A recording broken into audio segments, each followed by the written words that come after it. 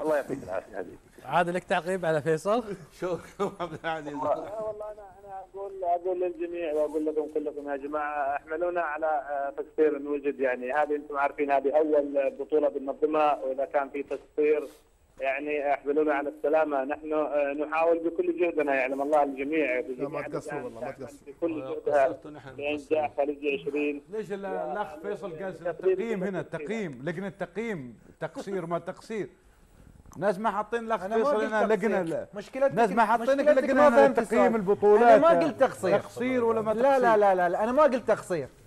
هذه من خيالك. رئيس لجنه التقصير هذه من خيالك، هذه من خيالك. انت وشو الريال قاعد خليه. لا لا هو من خيال، انا ما قلت تقصير. اليمني بيرد عليك. انا سالت الاستاذ انت قاعد تتطول علي، قاعد يقول كلام انا ما قلته. نائب رئيس الاعلام من وين جبته؟ من يا جيبك؟ جماعه خلينا تطلع كلام من جيبك انت؟ لا فكرت يا اخ فيصل في اللجنه. لا من جيبك تطلع الكلام. ترى قال عنك صدقته ما قاعد يدير الجلسه صح.